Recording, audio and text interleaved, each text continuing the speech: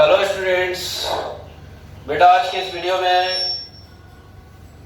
हम पढ़ेंगे AC generator. It is a device which converts mechanical energy to electrical energy. Mechanical energy से electrical energy में कैसे convert करता है जो डिवाइस है उसे एसी जनरेटर कहते हैं बेटा। And it is based on the principle of electromagnetic induction which we have already seen in previous chapter, electromagnetic induction. In previous video we had seen better.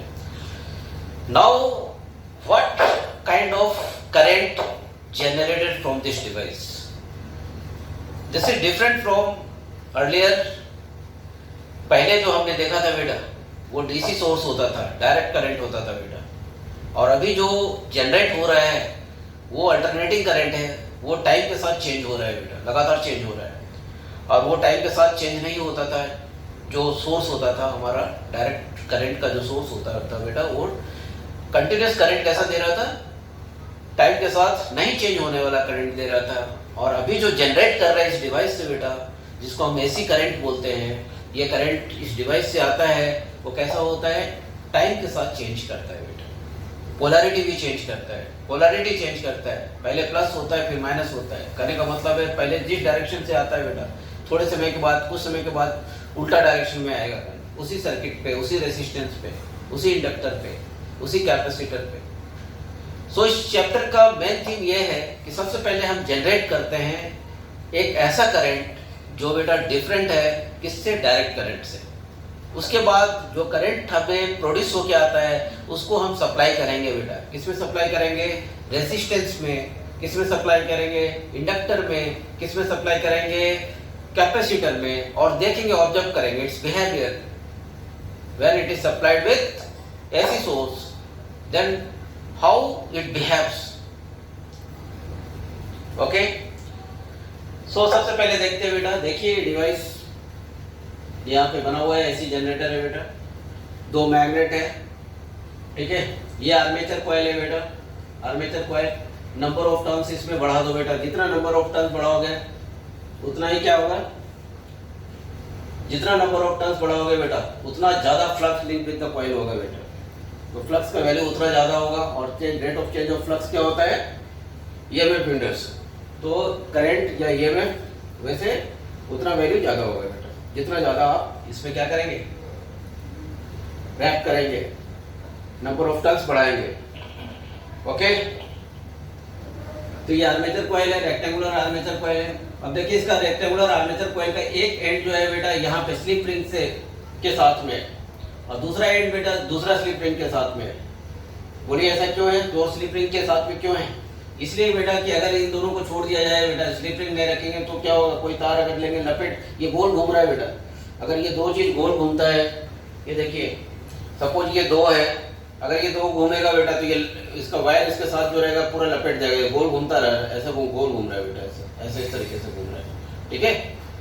तो इससे बचने के लिए हम क्या करते हैं, स्लिप रिंग के अंदर डाल देते हैं इसका एक एंड दूसरा, ये अपना इसके साथ इसी में घूमता रहता है, ये वाला एंड इसमें घूमता रहता है, ऐसा है स्लिप रिंग। और स्लिप रिंग के साथ ये स्प्रिंग कांटेक्ट में हम क्या करते हैं बेटा, कार्बन ब्रश डाल देते हैं, यहाँ पे लिखा हुआ है कार्बन ब्रश, क्या करते हैं, कार्बन ब्रश डाल देते हैं, सो दैट ये करंट बिल्कुल अगर आएगा तो इधर से आएगा बेटा, कार्बन ब्रश मतलब ये क्या बोलते हैं, कलेक्टिवली इधर आके करंट इस डायरेक्शन से इधर जाएगा बेटा, ठीक है।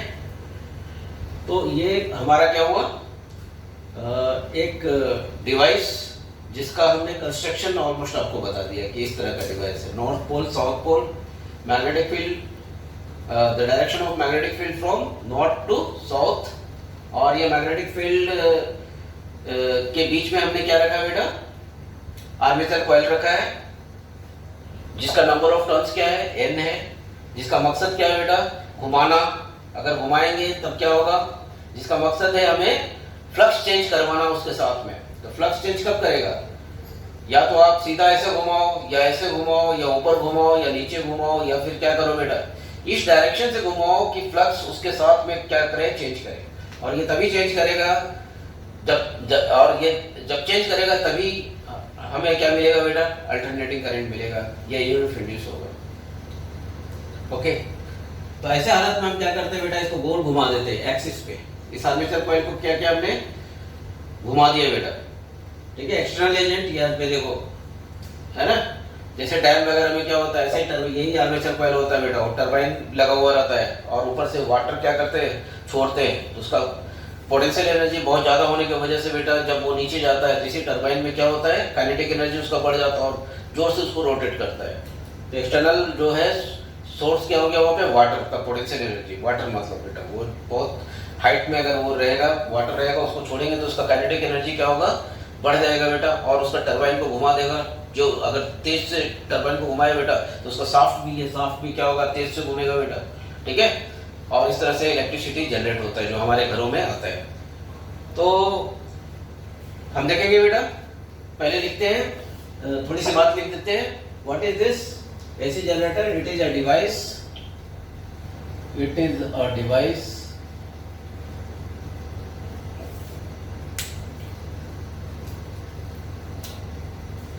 used to convert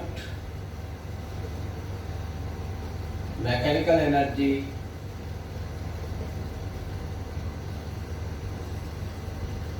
to electrical energy.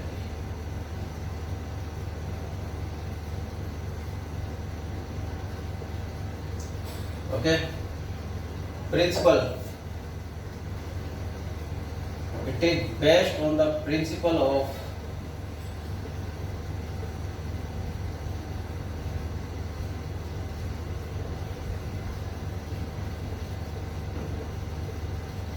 electromagnetic induction.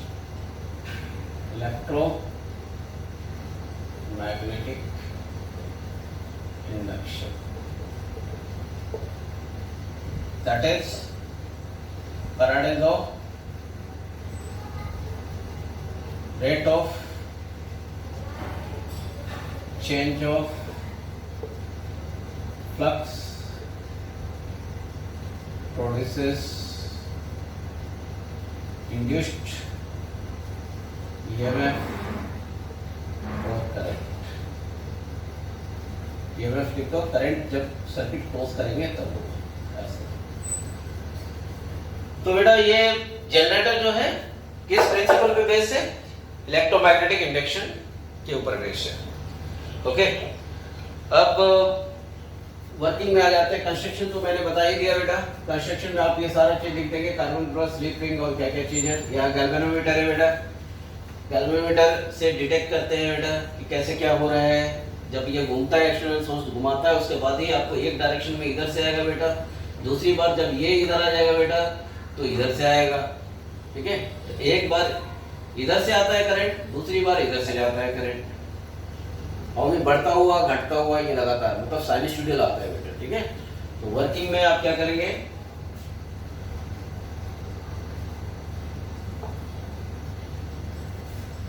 when it is rotated, जब ये घुमाया जाता है, then when the armature coil, और यहाँ पे एक सॉफ्ट आयरन कोर इसलिए लगा दिया जाता है बेटा ताकि पूरा मैग्नेटिक फील्ड जो है बेटा इसी के इस आर्मेचर कॉइल से ही गुजरे, ठीक है बेटा। क्योंकि सॉफ्ट आयरन का प्रॉपर्टी हमने पहले ही पढ़ा है, ये मैक्सिमम मैग्नेटिक फील्ड लाइन को क्या करता है बेटा, अपने थ्रू से पास करवाता है बेटा, ओके। इसलिए सॉफ्ट आयरन कोर का यहाँ पे यूज हो रहा है। So when the armature coil is rotated,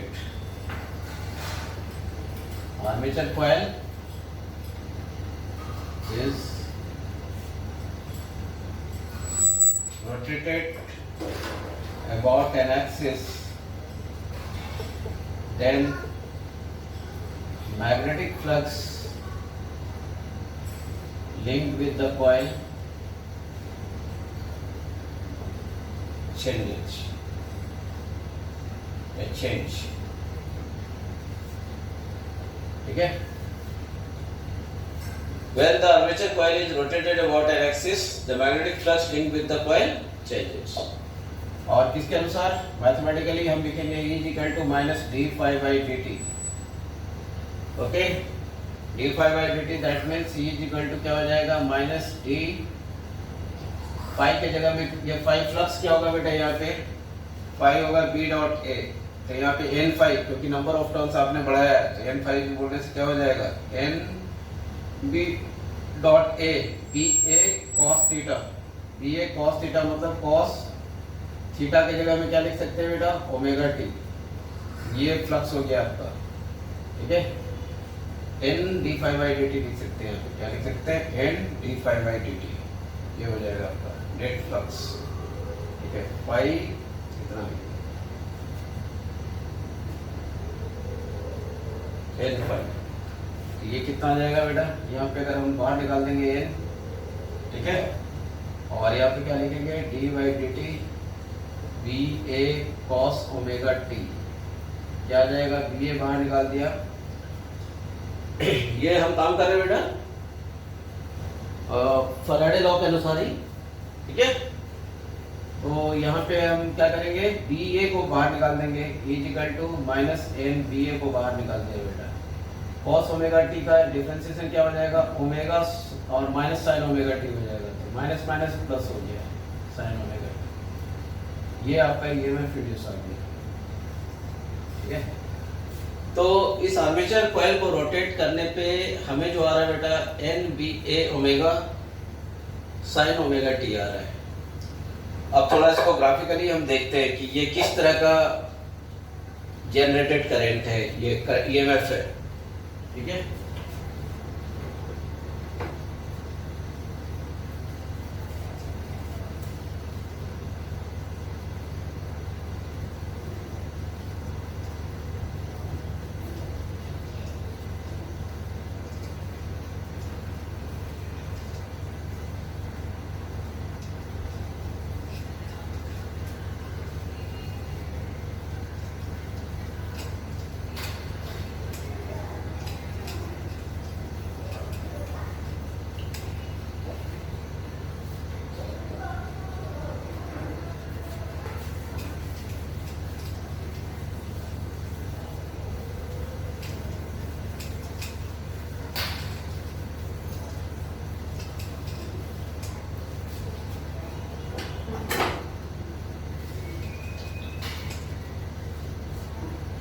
हमारे पास जो वैल्यू आया बेटा ईएमएफ का, वो वैल्यू कितना आया, E is equal to N B A omega sine omega t. ये N B A omega maximum value है बेटा। अगर मैं इसकी ग्राफ बनाऊं तो ईएमएफ इंड्यूस का ऐसा ग्राफ बनेगा, ऐसा इस तरीके का ग्राफ बनेगा, ठीक है। और ये आपका कितना हो जाएगा, मैक्सिमम वैल्यू ये वाला, ये मैक्सिमम वैल्यू वही है, इसको ई नोट बोल दो बेटा, ई नोट हो जाएगा। और नीचे भी माइनस ई नोट ऐसा बोलो, ठीक है। इस तरह का करंट जनरेट हो रहा है। इस एन बी ए ओमेगा को हमने क्या बोला, ई नोट बोला बेटा, maximum value N B A omega E note बोला। अगर करंट में जाऊंगा मैं तो करंट का किस तरह का ग्राफ ड्रॉ करूंगा, आई नॉट मैक्सिमम क्या हो जाएगा, E not by resistance are हो जाएगा बेटा, ठीक है। मतलब हम लिख सकते हैं N B A omega by resistance R, ये करंट हो जाएगा ऐसे। अगर रेसिस्टेंस के अक्रॉस हमने इसको क्या किया बेटा, सप्लाई किया, तो मतलब एसी करंट को अगर हमने रेसिस्टेंस के अक्रॉस सप्लाई किया बेटा, तो जो हमारा वैल्यू आएगा करंट का वो ये होगा मैक्सिमम वैल्यू, और साइन ओमेगा टी इस तरीके से ये आएगा। तो ये जो आ रहा है बेटा, ये तो हमने मैथमेटिकली आपको बता दिया। अब आपको थोड़ा इससे भी देखना है कि आपने जो निकाला था वो क्या निकाला था बेटा, E इज इक्वल टू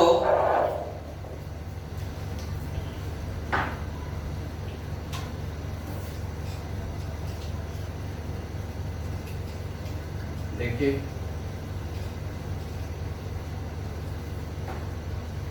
आपने फ्लक्स को चेंज किया था बेटा, तो फाई जो था बेटा वो कितना था, एन फाई जो था N B A cos theta था, मतलब है आपने कैसे लिखा था, फ्लक्स बेसिकली क्या होता है, बी डॉट ए होता है बेटा, एक रिंग से ऐसे अगर एन ये से गुजरेगा तो फाई नेट आप लिख सकते हो कि फाई कितना होगा इसके साथ में, तो कॉस फाई भी चेंज हो रहा है बेटा, फाई भी क्या हो रहा है, चेंज हो रहा है थीटा के साथ में, ये जो कॉस थीटा आपने लिखा यही तो ओमेगा टी है, टाइप टी के साथ में चेंज हो रहा है, ये कैसे चेंज हो रहा है बेटा, ठीक है।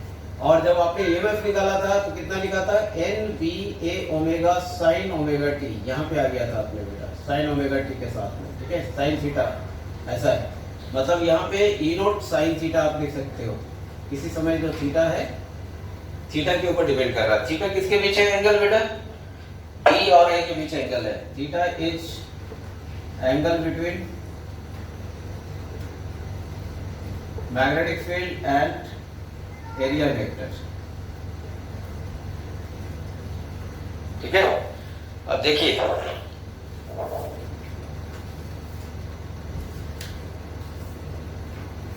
जैसे मैं एक बात करूं कि ये एक आर्मेचर कॉइल है बेटा, क्या है ये, आर्मेचर कॉइल है, ठीक है, ये देखिए ये आर्मेचर कॉइल है, अगर मैं इस आर्मेचर कॉइल को ऐसे रोटेट करूं, ऐसे करूं चाहे ऐसे करूं, मान लिया इस आर्मेचर कॉइल को मैं ऐसे रोटेट करता हूं, इस तरीके से रोटेट करता हूं बेटा एक्सिस पे, ये देखिए ऐसे रोटेट करता हूं, ऐसे रोटेट अगर करता हूं, ठीक है, तो मैग्नेटिक फील्ड का जो डायरेक्शन है, मैग्नेटिक फील्ड का डायरेक्शन किधर है, ऐसे जा रहा है, मतलब है नॉर्थ से साउथ की तरफ, इस तरीके ऐसे जा रहा है बेटा, तो मैग्नेटिक फील्ड इस डायरेक्शन में जा रहा है और हमने मान लिया ऐसे रोटेट किया, तो करंट इसमें किधर आएगा और इसमें किधर आएगा, ठीक है। सबसे पहली बात है कि करंट का डायरेक्शन क्या होगा, कब, जब ये ऐसे रोटेट कर रहा है, दूसरी बात कि किस जगह पे कौन कौन सा पोजीशन में करंट जो होगा जीरो होगा बेटा, किस पोजीशन में मैक्सिमम करंट होगा और किस पोजीशन में क्या होगा बेटा, उल्टा डायरेक्शन में करंट आएगा, इतनी बातें यहीं से हमें सीखना है, कौन सी जगह से सीखना है, यहीं से सीखना है। तो हमारा जो मैथमेटिकल फॉर्मूला आ रहा था बेटा, वो आ रहा था क्या, ई नॉट साइन थीटा आ रहा है, तो साइन ओमेगा टी, साइन के ऊपर डिपेंड करता है बेटा। अब सोचिए एरिया वेक्टर किसको बोलते हैं, मैग्नेटिक फील्ड वेक्टर किसको बोलते हैं, मैग्नेटिक फील्ड नॉर्थ से साउथ पोल की तरफ जा रहा है, इधर जा रहा है बेटा, ये इधर जो जा रहा है मैग्नेटिक फील्ड है, एरिया वेक्टर किधर है, अगर इस पोजीशन में है तो एरिया वेक्टर इधर है बेटा, दोनों के इस पोजीशन में दोनों के बीच एंगल कितना होगा बताइए, दोनों के बीच एंगल 90 डिग्री हो जाएगा, क्योंकि एरिया हमेशा प्लेन का क्या होता है बेटा, परपेंडिकुलर होता है, तो एरिया परपेंडिकुलर हो गया और मैग्नेटिक फील्ड इधर हो गया, दोनों के बीच कितना हो गया, 90 डिग्री हो गया, दोनों के बीच 90 डिग्री हो गया, तो मैक्सिमम करंट यहीं पे आएगा बेटा, कहाँ पे, यहीं पे, मैक्सिमम ईएमएफ बोलिए, मैक्सिमम करंट बोलिए, इसी जगह पे आएगा, ठीक है, क्योंकि रेजिस्टेंस के अक्रॉस अगर हम सप्लाई करते हैं तो दोनों सेम पेज पे, ये बाद में बात करेंगे बेटा, ठीक है। तो यहाँ पे मैक्सिमम है, मतलब क्या है, अगर मैं आई नोट भी लिखूं, करंट की भी बात करूं, तो I is equal to I naught sine omega t बोलो, चाहे आई नोट साइन थीटा बोलो, और ये थीटा चेंज कर रहा है बेटा, टाइम के साथ में थीटा क्या हो रहा है, चेंज कर रहा है, किसके पीछे है बेटा थीटा, थीटा है मैग्नेटिक फील्ड, थीटा है मैग्नेटिक फील्ड और इसके बीच में, मान लो किसी समय घूम के ये डायरेक्शन में आ गया, तब मैग्नेटिक फील्ड का डायरेक्शन किधर हो गया बेटा, मैग्नेटिक फील्ड का डायरेक्शन ये देखो इधर हो गया, इधर मैग्नेटिक फील्ड का डायरेक्शन, और एरिया वेक्टर का इधर ही डायरेक्शन हो गया, ऐसे हालत में क्या हो जाएगा बेटा, जब इस पोजीशन में आर्मेचर कॉइल होगा तो मैग्नेटिक फील्ड का डायरेक्शन और एरिया वेक्टर का डायरेक्शन दोनों का डायरेक्शन सेम होगा, दोनों का डायरेक्शन सेम होने का मतलब 0 डिग्री हो जाएगा, ऐसे हालत में ईएमएफ क्या होगा या करंट क्या होगा बेटा, 0 हो जाएगा। कब, जब मैग्नेटिक फील्ड भी यही डायरेक्शन में, एरिया वेक्टर भी यही डायरेक्शन में, तो ये थीटा 0 डिग्री हो जाएगा बेटा, ठीक है। जब मैग्नेटिक फील्ड ये डायरेक्शन में, एरिया ये डायरेक्शन में, तब theta is equal to 180 degree, इन दोनों हालत में 0 हो जाएगा, E is equal to 0, E is equal to 0, जब E इज इक्वल टू 0 तो I is equal to 0, I is equal to 0, ऐसा हो जाएगा, ठीक है। तो इस जगह पे आपको समझ में आ गया है, जहां जहां पे 0 आ रहा है बेटा, मतलब है कि अगर मैं ऐसा करंट बनाऊं, अगर मैं करंट ऐसा बना या E बनाइए चाहे करंट बनाइए, अगर मैं ऐसा बनाऊं बेटा, तो कहाँ पे 0 आ रहा है, तो एक तो 0 डिग्री पे, यहाँ पे 0 पे है, दूसरा कहाँ बेटा 180 डिग्री पे, ऐसे, मतलब ये 0 पाई है ना बेटा, 2 पाई 3 पाई ऐसा हो रहा है, मैक्सिमम कहाँ पे आ रहा है बेटा, π/2, फिर दूसरा कहाँ पे, ये उल्टा अपोजिट डायरेक्शन में बेटा 3π/2 ऐसा, ठीक है। तो ये जब घूम रहा है बेटा तो वो एंगल आप मेजर करते जा रहे हैं, ठीक है, कि कौन कौन सी जगह में 0 डिग्री से शुरू हुआ बेटा, 90 हुआ, 90 से 180 हुआ, वही एरिया वेक्टर बेटा, ठीक है, बदलता जा रहा है। और इस तरह से हमें करंट क्या हो रहा है, ईएमएफ बोलो चाहे करंट बोलो बेटा, वो मिलता जा रहा है, मैक्सिमम मिनिमम 0 ऐसा होता जा रहा है, ठीक है। अब एक बात और है कि करंट का डायरेक्शन अब कैसे निकालेंगे बेटा। तो करंट का डायरेक्शन निकालने के लिए हम यूज करते हैं right hand Fleming's rule, Fleming's right hand rule, Fleming's right hand rule. देखिए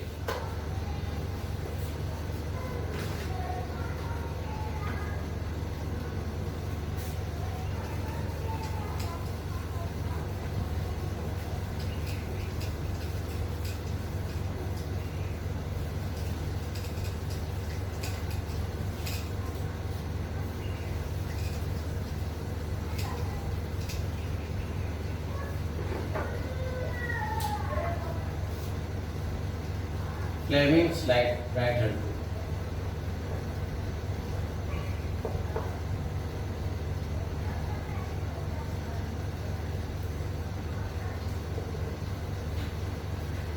फ्लेमिंग्स राइट हैंड रूल में बेटा ऐसा है कि आप राइट हैंड का,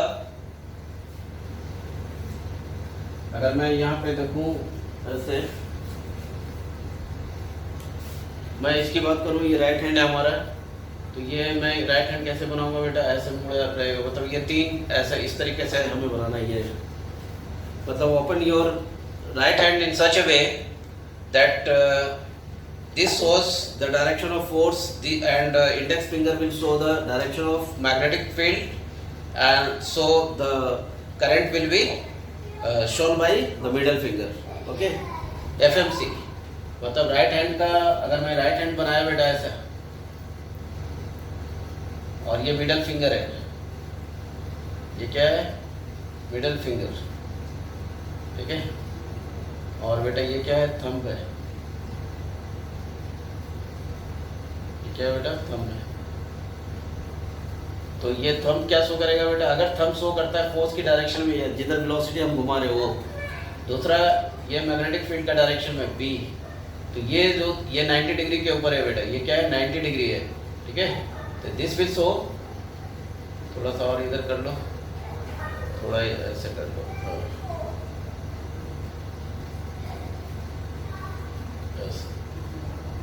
ये 90 डिग्री है बेटा, ये क्या है, 90 डिग्री।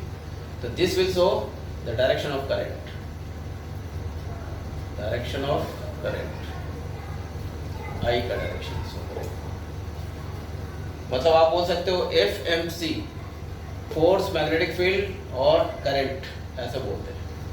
ये अगर फोर्स का डायरेक्शन है और ये मैग्नेटिक फील्ड का डायरेक्शन है, तो मिडल फिंगर आपका शो करेगा बेटा क्या, करंट का डायरेक्शन शो करेगा। और यहाँ हमें क्या फाइंड करना है, करंट फाइंड करना है बेटा, करंट का डायरेक्शन क्या होगा। तो जैसे अगर मैं बात करूँ बेटा, यहाँ पे ये वाला आर्म जो है, मान लिया कि ये आर्म इस तरीके से, कैसे, इसको किधर ले जाओ बेटा, इसको ऊपर ले जा रहा हूँ, चलो इसको ऊपर ले गया बेटा और इसको नीचे ले गया। तो अगर मैं इसको ऊपर ले जाऊंगा तो क्या करूंगा बेटा, ये राइट हैंड ऐसे बोलो, फोर्स का डायरेक्शन ऊपर रखो बेटा, करंट का डायरेक्शन हमें पता करना है, मैग्नेटिक फील्ड का डायरेक्शन ऐसे, तो ये ऊपर रखा बेटा और ये इधर ले गया ऐसे, तो करंट का डायरेक्शन उधर जा रहा है बेटा, देखो उस तरीके से जा रहा है। अगर मैंने ऐसे रखा, आप घर पे भी कर सकते हो बेटा, अगर मैं फोर्स का डायरेक्शन ऊपर की तरफ रखा, मैग्नेटिक फील्ड का डायरेक्शन इधर रखा, तो करंट उधर जा रहा है बेटा, मतलब करंट का डायरेक्शन किधर हो जाएगा, इधर, इधर से ऐसे निकल के आएगा, ठीक है। कब, जब ये ऊपर जाएगा तो बेटा, तो एक बार ये ऊपर जा रहा है तब ये इधर से आ रहा है, अब इसका, अब ये गोल घूमते हुए किधर होगा बेटा, ये ऊपर जाएगा, तो फिर इस आर्म में फिर क्या होगा, पहले इस आर्म में इधर से आ रहा था बेटा, अब इसी आर्म में क्या होगा, इधर से जाएगा बेटा, जब ये इधर घूमते हुए इधर आ जाएगा तो, are you getting my point, ठीक है।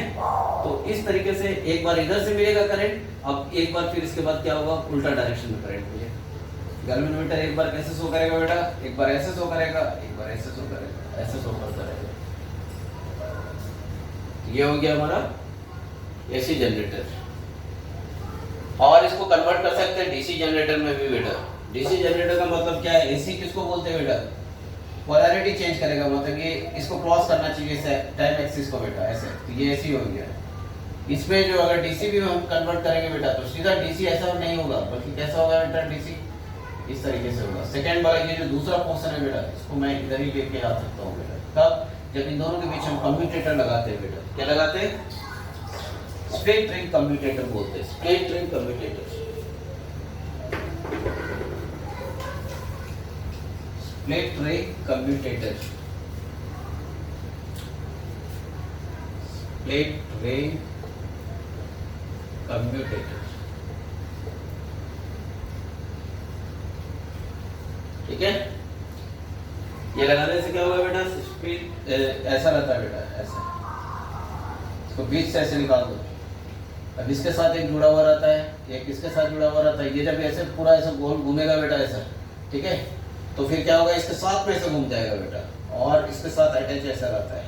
तो एनी टाइम ऐसे ऐसे घुमा बेटा, ये भी ऐसे घुमा, ठीक है, ये घुमा और उसके साथ फिर ये आ जाता है बेटा, तो एनी टाइम इसको क्या मिलेगा? एक ही डायरेक्शन में करंट मिलेगा। मतलब ये इधर आया तो भी यही डायरेक्शन में करंट, ये इधर आया तो भी, तो एनी टाइम आपको जो मिलेगा बेटा, या तो इधर से करंट या इधर से। ठीक है, इस केस में क्या मिल रहा था? एक बार इधर से, एक बार इधर से, पोलैरिटी चेंज हो रहा था। लेकिन हमने क्या किया, ये साथ में घूम जाता है बेटा, इसलिए हमें फिर रेजिस्टेंस में एक ही डायरेक्शन में करंट मिलता है। आपको समझ में आ गया होगा बेटा, ये क्या है? कम्यूटेटर, स्प्लिट रिंग कम्यूटेटर होता है। ठीक है,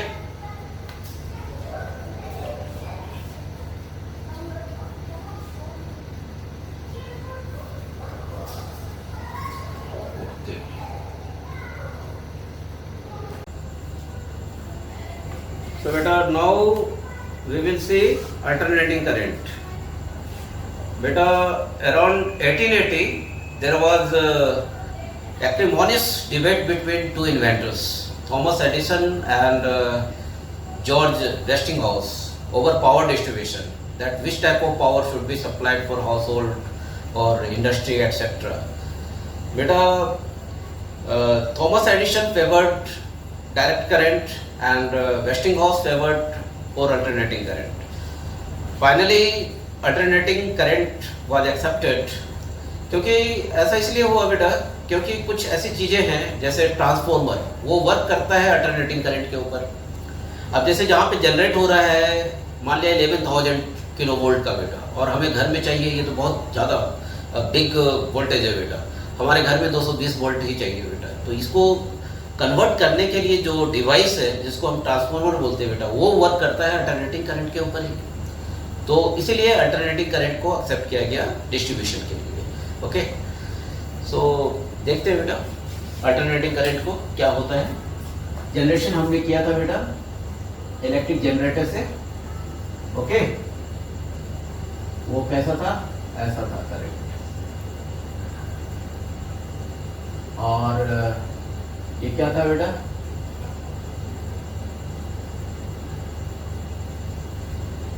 ई नोट, ई इक्वल टू क्या था हमारा? ई नोट साइन ओमेगा टी, जहाँ पे ई नोट क्या था बेटा? N B A omega sine omega t, ये था। ठीक है, अल्टरनेटिंग करंट, डीसी करंट क्या होता है? डीसी करंट ये डायरेक्ट जो टाइम के साथ चेंज नहीं करता है, और ये क्या टाइम के साथ चेंज करता है, और ये टाइम के साथ चेंज नहीं करता है। अगर मैं कुछ ऐसा बात करूं बेटा, इस तरह का करंट, ये करंट क्या एसी होगा या डीसी होगा बेटा? इसको एसी नहीं रखेंगे बेटा, डीसी रखेंगे। जब तक पोलैरिटी चेंज नहीं होता है बेटा, पोलैरिटी मतलब ये पॉजिटिव है, इसको क्रॉस नहीं करेगा, अल्टरनेटिंग करंट नहीं होगा बेटा। ये क्या है? डीसी है, लेकिन ये कैसा है? चेंजिंग है इसका, मतलब ये पोलैरिटी चेंज नहीं हो रहा बेटा। इस तरह का यूनिडायरेक्शनल बोलते हैं। कैसा बेटा? यूनिडायरेक्शनल, यूनिडायरेक्शनल है, डीसी है। ये भी क्या है बेटा? डीसी है। लेकिन अगर मैं बात करूं कुछ इस तरह का ऐसा करंट, तो ये देखो पोलैरिटी चेंज कर रहा है, मगर ये साइनसॉइडल नहीं है। ये क्या है बेटा? साइनसॉइडल है, साइनसॉइडल है। ये क्या है बेटा?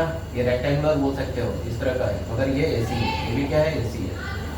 सो अल्टरनेटिंग करंट आपको समझ में आ गया होगा। अल्टरनेटिंग करंट क्या है? पोलैरिटी उसका चेंज होना चाहिए, मतलब इसको क्रॉस करना चाहिए, इस टाइम इस एक्सिस को क्रॉस करना चाहिए, ऐसा करंट क्या होगा? अल्टरनेटिंग करंट होगा। ओके, अब इस पे अब जो डिस्कशन होगा बेटा वो क्या होगा? ये करंट पहले अभी तक जो प्रीवियस चैप्टर में हमने पढ़ा था वो डायरेक्ट करंट को हम रेसिस्टर, इंडक्टर, वेरेवर जो एलिमेंट आपका कैपेसिटर होता था बेटा सप्लाई देते थे और फिर स्टडी कर उसके बिहेवियर को हम देखते थे, मतलब वो किस तरह से बिहेव करता है डायरेक्ट करंट में बेटा। अभी क्या करेंगे, इन सारे चीज़ों पे रेसिस्टर, इंडक्टर, कैपेसिटर पर अल्टरनेटिंग करंट छोड़ेंगे बेटा और उसका बिहेवियर हम रीड करेंगे कि क्या कैसे बिहेव करता है अल्टरनेटिंग करंट पे। ओके बेटा, तो हमारा पर्पस यही रहेगा। अब सवाल एक और चीज़ होता है कि डायरेक्ट करंट में तो आप बताते थे कि भाई ये 4 एम्पियर का या 4 वोल्ट का है बेटा, तो आप बताते थे कि 4 वोल्ट का 4 एम्पियर का करंट फ्लो हो रहा है या टाइम के साथ वो चेंज नहीं हो रहा है। अगर आपको मान लिया हीट वगैरह निकालना है, जैसे हीट निकालना है I2RT फॉर्मूला होता है बेटा हीट के लिए, ठीक है।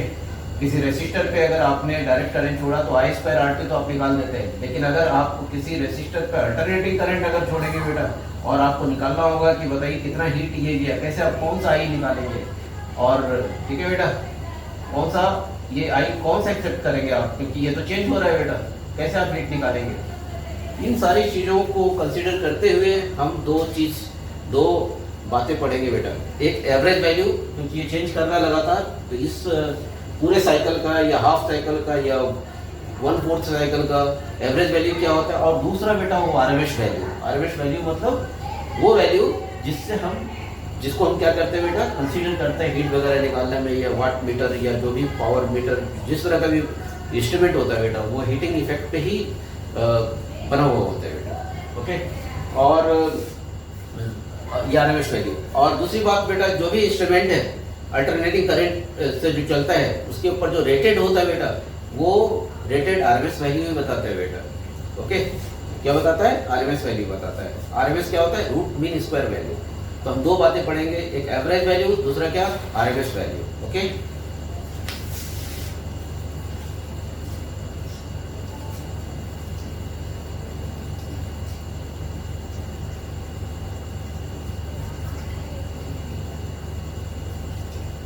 सबसे पहले हम बात करते हैं एवरेज वैल्यू का।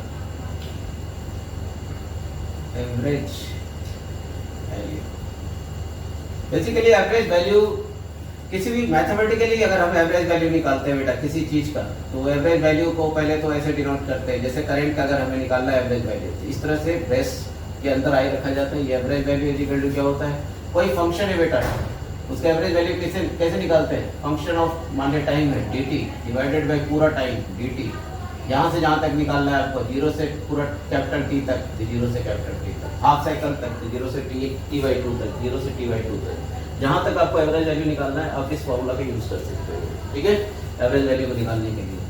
तो जैसे मैं अल्टरनेटिंग करंट की बात करूँ, इसकी बात करूँ, अल्टरनेटिंग करंट की बात करूँ, और मैं बोला बेटा कि आप क्या करो, फुल साइकिल के लिए निकालो कितना होगा, 0 से लेकर के T टाइम तक, या हाफ साइकिल के लिए आप निकालो बेटा कितना होगा। तो हम कैसे निकालते हैं एवरेज वैल्यू, इस फॉर्मूले में ये फंक्शन क्या है बेटा, ये फंक्शन क्या है, ये है मान लिया EMF है, E = E0 sin omega t, यही तो फंक्शन है। ठीक है, ये क्या है बेटा, फंक्शन है। अब इसको निकालने, एवरेज वैल्यू निकालने के लिए हम इस फॉर्मूले में यूज करेंगे। ठीक है, कैसे यूज करेंगे, एवरेज वैल्यू ऑफ EMF, मान लिया EMF आप निकाल रहे हो, EMF के लिए भी इसी तरह से ही FT/dt हम यूज करते हैं। ठीक है, अगर EMF का हमें एवरेज वैल्यू निकालना है बेटा तो हम क्या लिखेंगे, फंक्शन ऑफ टाइम, मतलब ये आ गया आपका E0 sin ओमेगा t, ठीक है, dt डिवाइडेड बाई, फिर क्या लिखेंगे यहाँ पे, dt पूरा टाइम 0 से लेकर के पूरा साइकिल के लिए 0 से लेकर के t तक। ये वैल्यू कितना आ रहा है हमारा, ये वैल्यू आएगा बेटा आपका, अब देखो करके कितना आता है, E0 बाहर आ जाएगा, साइन ओमेगा t का इंटीग्रेशन, ठीक है, साइन ओमेगा t dt, इसका इंटीग्रेशन 0 से t तक में, नीचे क्या आ जाएगा, पूरा t ही आ जाएगा बेटा, कितना आ जाएगा देख लीजिए कितना आएगा। साइन ओमेगा t का क्या होता है बेटा, cos omega t minus cos omega t होता, तो minus E0 cos omega t divided by, integration में डिवाइड हो जाता है, कहाँ से कहाँ तक, 0 से लेकर के t तक, और नीचे क्या हो जाएगा, t आ जाएगा, इक्वल टू क्या हो जाएगा, इक्वल टू क्या हो जाएगा बेटा, minus E0 by omega cos omega t cos 0, यहाँ पे cos ओमेगा t मतलब t पुट कीजिए यहाँ पे, तो ओमेगा क्या होता है 2 pi by T into T, या t पुट के 2 पाई cos 2 pi minus cos 0 minus cos 0 कितना आ जाएगा बेटा?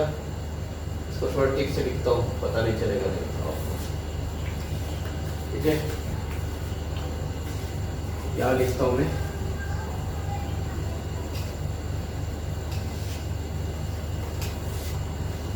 तो लिखा बेटा यहाँ पे क्या, minus E naught by omega, और यहाँ क्या लिखा cos omega t minus cos omega T लिखा, ठीक है, 0 से t तक। तो यहाँ पे t के जगह में यहाँ पे t लिखो, माइनस कॉस 0 लिखो बेटा, मतलब क्या हो जाएगा माइनस डिवाइडेड बाई पूरा टाइम t, डिवाइडेड बाई पूरा टाइम t, ओके। तो यहाँ पे आ जाएगा बेटा minus E naught by omega, okay, minus E naught by omega, और ये आ जाएगा कॉस ओमेगा टी। ओमेगा क्या होता है बेटा 2 पाई बाई टी होता है, ओमेगा क्या होता है 2 पाई बाई टी। तो यहाँ पे अगर आप ऐसे करोगे 2 pi by T into T minus ये ओमेगा को चेंज कर दिया, और माइनस कॉस 0 ऐसा लिखा, पूरा डिवाइडेड बाई टी, टी को आप इधर लेके आ सकते हो ऐसे, तो क्या हो जाएगा बेटा minus E not by omega T लिखा, ये टी टी कैंसिल हो गया। cos 2 पाई का वैल्यू क्या होता है बेटा, cos 0 और 2 पाई दोनों का सेम ही होता है, 1 माइनस 1 कितना आ गया, कुल मिलाकर के 0 आ गया बेटा। ये एवरेज वैल्यू 0 शो कर रहा है बेटा, एवरेज वैल्यू 0 का मतलब आप ग्राफ में देखो क्या बता रहा है, ये फंक्शन ऑफ टाइम है बेटा, और अगर 0 से लेकर के t तक का हमने निकाला तो जितना पॉजिटिव है उतना ही निगेटिव है बेटा, ये पॉजिटिव निगेटिव मिल करके 0 हो गया। एक्चुअली ये फंक्शन ऑफ टाइम क्या है बेटा, F T D T area है क्या बेटा, अगर मैं एफ टी डी टी बात करूँ किसी का किसी फंक्शन का, तो एरिया बताता है, यहाँ से जहाँ तक अगर 0 से t तक ये पूरा एरिया, ये प्लस एरिया ये माइनस एरिया दोनों क्या हो गया बेटा 0 हो गया कुल मिलाकर के, ठीक है। इस तरह से हम एवरेज वैल्यू देखें, ग्राफ से भी देखिए कि एवरेज वैल्यू क्या हो रहा है, जितना प्लस है उतना माइनस हो रहा है पूरा साइकिल में। लेकिन अगर मैं हाफ साइकिल की बात करूंगा 0 से t/2 का बेटा, तो फिर इसका वैल्यू आएगा, फिर ये नीचे नहीं रहेगा ना, यहाँ से यहाँ तक का एवरेज वैल्यू आ जाएगा। तो हाफ साइकिल के लिए आप क्या करोगे, कुछ नहीं करना है बेटा, 0 से t जो लिखा आपने t/2 कर दो, क्या करो फॉर हाफ साइकिल, ये क्या था बेटा 0 से t तक फॉर फुल साइकिल, यहाँ पे आप पहले लिखो average value for full cycle, ठीक है। ये आप इसको हेडिंग कर देना, हेडिंग क्या करेंगे आप, average value for full cycle, average value for full cycle कितना आया बेटा 0 आया, कितना आया 0 आया। अब हम बात करते हैं average value for half cycle, ठीक है। दूसरा बात क्या कर रहे हैं, average value for half cycle. Half cycle के लिए क्या होगा, देखो बेटा मिटाता हूं मैं ये सब सारी चीजों को। हाफ साइकिल के लिए कुछ नहीं करना है, यहाँ से सारा कुछ वही लिखेंगे, ये t/2 हो जाएगा, ठीक है। हाफ साइकिल, अब हेडिंग करो बेटा, आप क्या हेडिंग करो, average value for half cycle, average value for half cycle. Half cycle में आपने ग्राफ पे देखा था बेटा, वो 0 नहीं था, नॉन 0 था, यहाँ पे t/2 कर दो, यहाँ पे भी क्या करो बेटा t/2 कर दो, यहाँ पे भी क्या कर दो बेटा t/2 कर दो, यहाँ पे भी क्या कर दो t/2, नीचे भी t/2, मतलब ये पूरा आप लिख सकते हो t/2, ये क्या लिख सकते हो बेटा t/2, और यहाँ पे क्या हो जाएगा t/2। अब यहाँ पे आगे देखो, इसके आगे क्या लिखा बेटा minus E not by omega लिखा, okay, minus E not by omega लिखा, और यहाँ पे क्या लिखा बेटा cos ओमेगा, cos क्या आता है बेटा, ओमेगा क्या होता है 2 pi by T into t/2। देखो इस t के जगह में मैंने t/2 पुट किया, minus cos 0 divided by t/2, t/2 मैंने ये पूरे के डिवाइडेड बाई t/2 है बेटा। t/2 के लिए हम ऊपर ऐसे लिख सकते हैं, ऐसे लिख सकते हैं t/2, t नीचे आ गया 2 ऊपर चला गया, ओके। तो क्या आ जाएगा, ये क्या हो जाएगा t कैंसिल, 2 कैंसिल, यहाँ पे क्या आ जाएगा minus 2e0 by omega, omega t लिखा, ठीक है।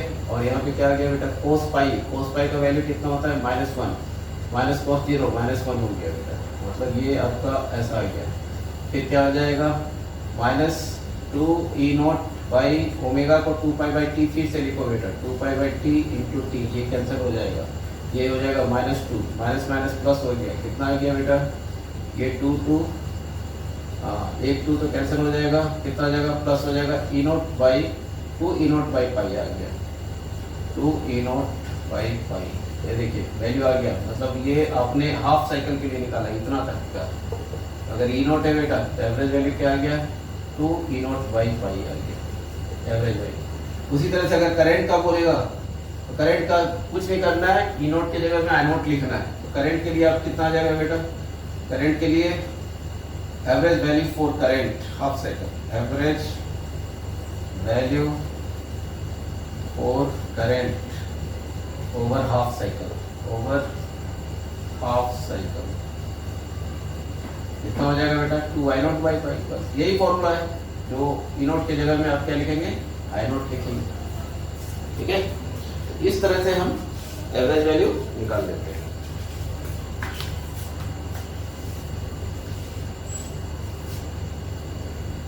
ओके,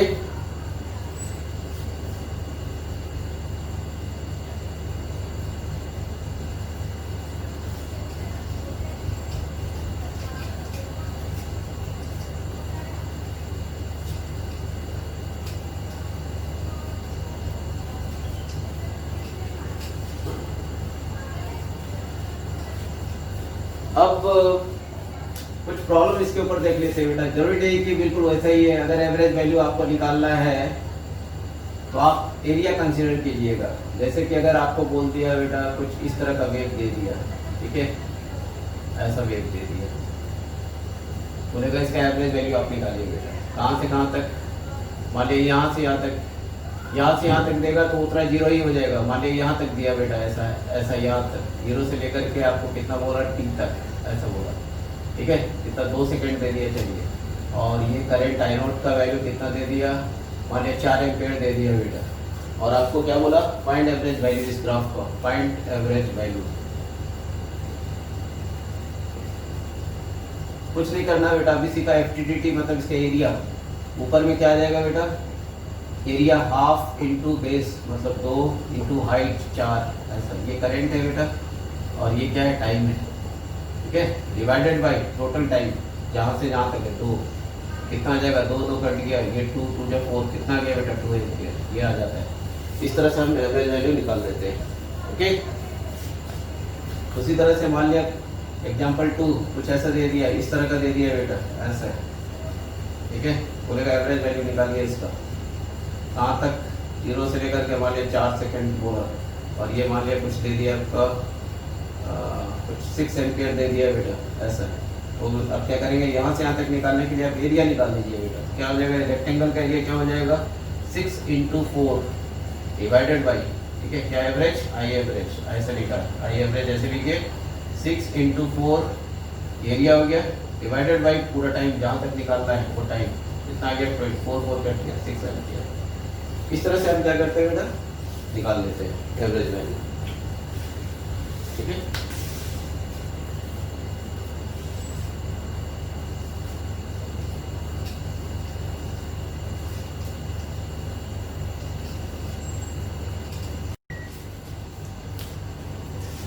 तो बेटा अभी देखते हैं RMS value, RMS value of AC current.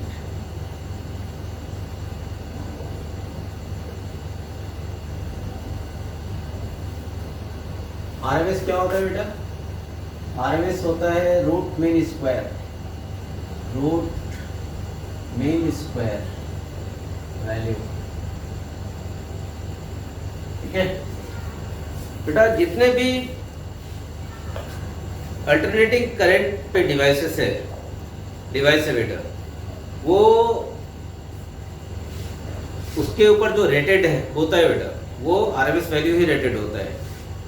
जैसे ऐसे क्या होता है बेटा, ये जैसे कि मान लिया आप किसी रेसिस्टेंस के ऊपर डायरेक्ट करंट छोड़ रहे, बोला आप हीट निकालिए बेटा, तो करंट हमें पता रहता है बेटा, करंट क्या होता है हमें पता रहता है। जैसे कि 4 एम्पियर का करंट आ रहा है, रेसिस्टेंस मान लिया 5 ओम दे दिया, टाइम मान लिया 2 सेकंड दे दिया बेटा, और बोला कि ये करंट जो जा रहा है कितना 4 एम्पियर का करंट जा रहा है बेटा। तो बड़ा आसान है निकालना। आप कैसे निकालेंगे? हीट जो है वो निकाल सकते हैं। कैसे निकाल सकते हैं? आई स्क्वायर आर टी फॉर्मूला में। तो आई आपको पता रहता है, आई कितना है 4 का स्क्वायर, रेसिस्टेंस कितना है 5, टाइम कितना है 2 सेकंड। बिल्कुल आप निकाल देंगे, कितना आ जाएगा 160 जूल, ऐसे निकाल देंगे।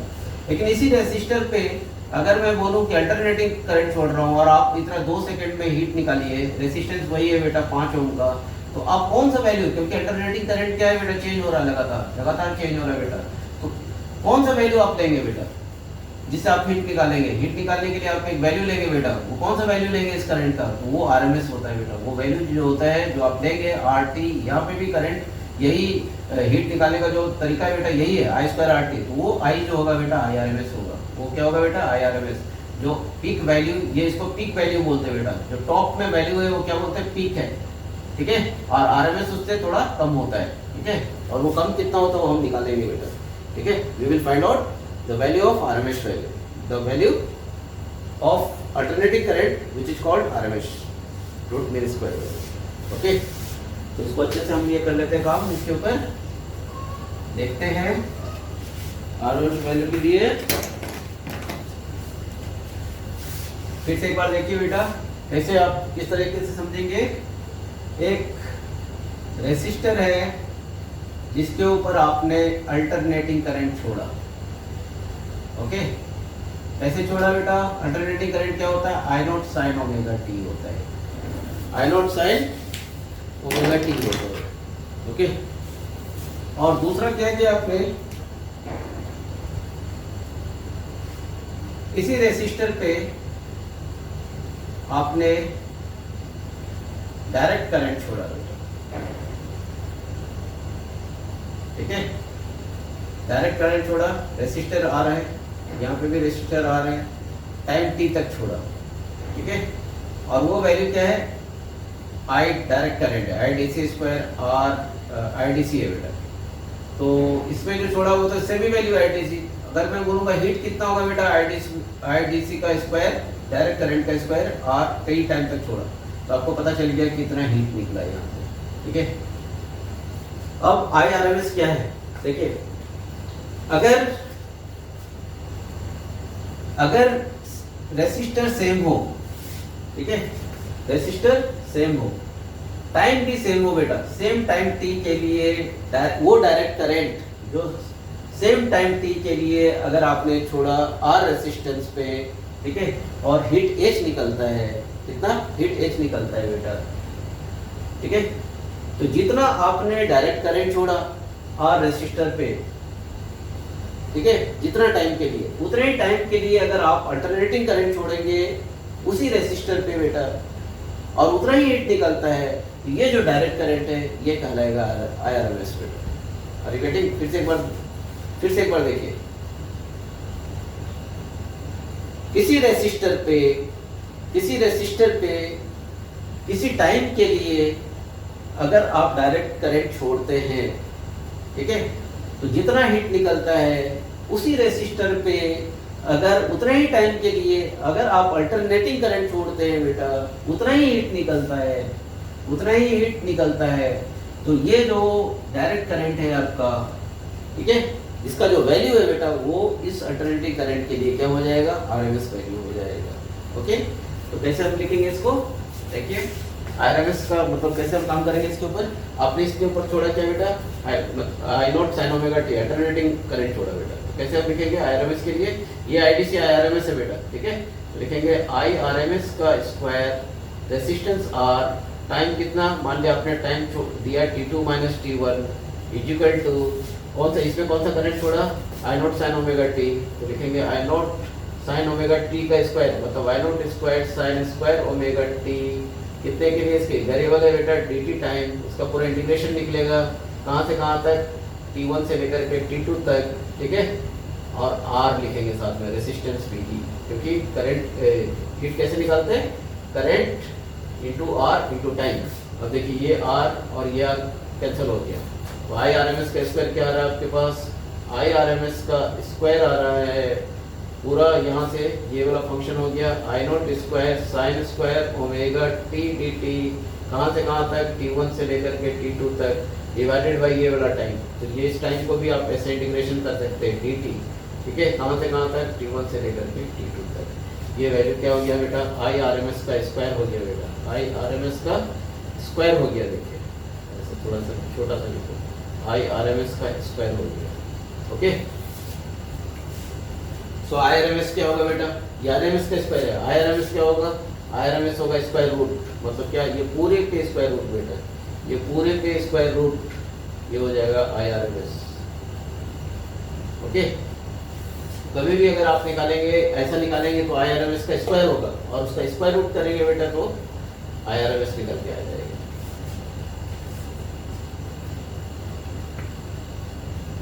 निकालते हैं एसी करंट का।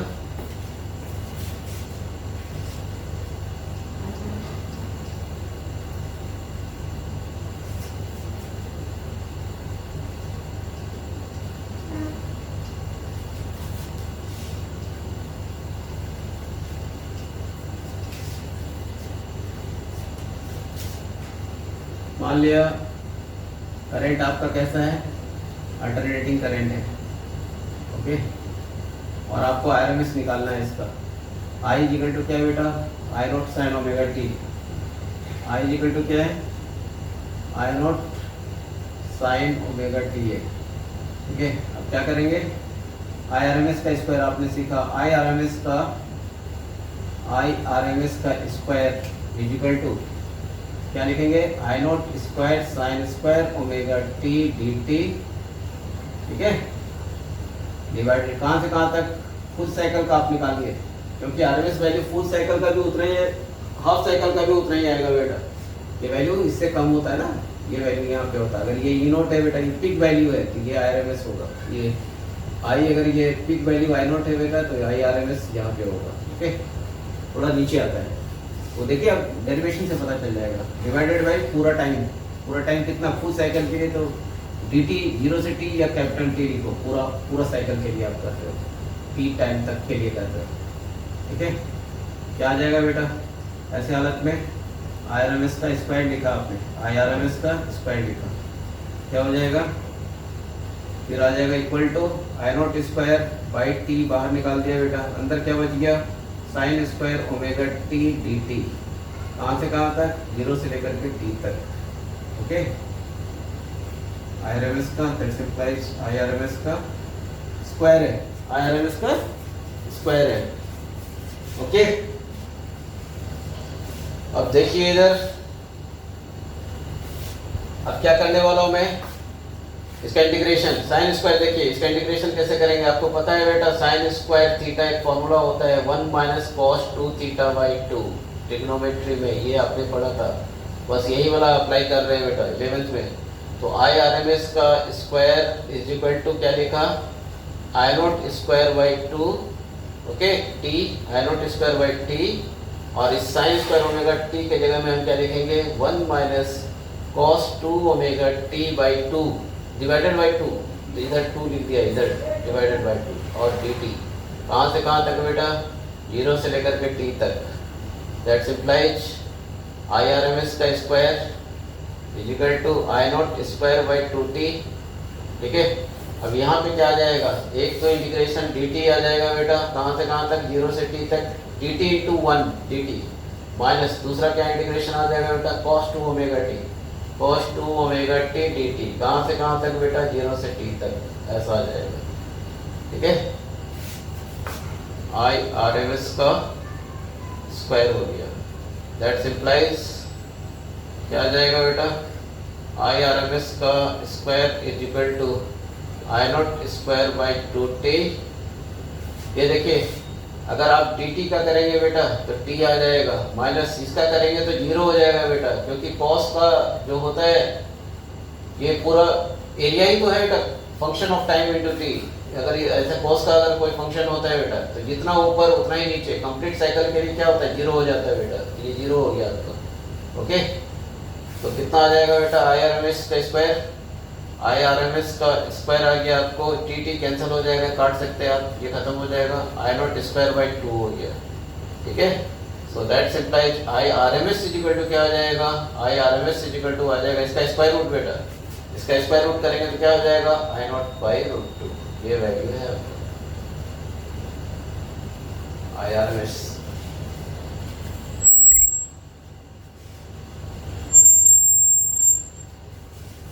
ओके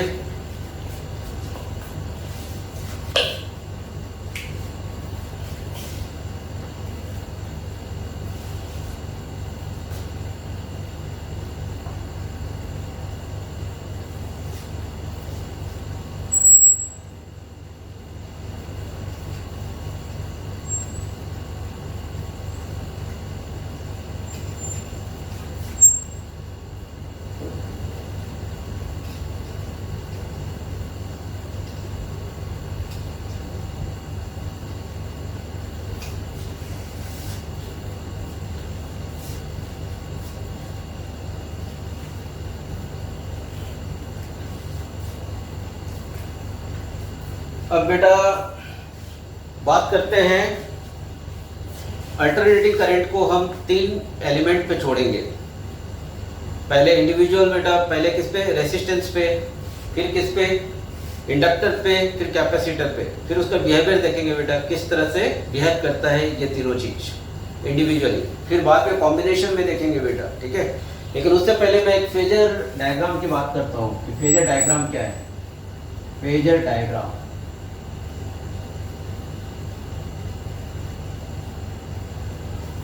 देखिए क्या है बेटा, जैसे अगर आपने E इक्वल टू लिखा E0 साइन ओमेगा टी, ठीक है, तो आप फेजर में आप बता सकते हैं कि भाई ओमेगा टी एंगल पे E0 एक वेक्टर है जो रोटेट ऐसे इस तरीके से कर रहा है बेटा, ओमेगा टी है इस एंगल पे, ओमेगा टी एंगल पे E0 है, इसको हम क्या बोलते हैं, फेजर बोलते हैं बेटा, ओके। उसी तरह से अगर I0 को दिखाना है बेटा तो आपको दिखा सकते हैं I0 को भी। I0 अगर मान लिया ओमेगा टी पे है तो I0 यहाँ पे लिखेंगे I0, यहाँ पे I0, ये टाइम t, ठीक है। ओमेगा टी पे क्या है बेटा, ये I0 है जो रोटेट करेगा, ये वेक्टर क्या है बेटा, ऐसा रोटेट करेगा, इसको फेजर बोलते हैं। क्या बोलते हैं, फेजर। जब हम अल्टरनेटिंग करंट के लिए क्या करेंगे, इस फेजर का यूज करेंगे बेटा, ठीक है। फेजर से हम फाइंड आउट कर लेते हैं, क्या फाइंड आउट कर लेते हैं बेटा, ऑब्जर्व करते हैं बेटा। सबसे पहले दोनों के बीच, मतलब अगर किसी एलिमेंट में ऐसा है जैसे इंडक्टर में कि अगर हमने ईएमएफ छोड़ा तो करंट साथ साथ में चल रहा है, या बेटा करंट इसके साथ कुछ फेज डिफरेंस है, या फिर अगर आप कैपेसिटर में अल्टरनेटिंग करंट छोड़ रहे हो तो ईएमएफ और करंट दोनों साथ चल रहा है या दोनों के बीच फेज डिफरेंस है बेटा, तो इस ये से कर सकते हैं। जैसे अगर मैं बोला कि किसी जगह पे E0 ऐसा है, ठीक है, E0 कैसा है, ऐसा है, ओमेगा टी पे है। I0 बोलेगा कि नहीं, ये I0 जो है पाई बाय 2 से क्या है बेटा, पाई बाय 2 से पीछे लैग कर रहा है बेटा, तो आप I0 को कैसे बनाएंगे, ऐसे बनाएंगे, ठीक है।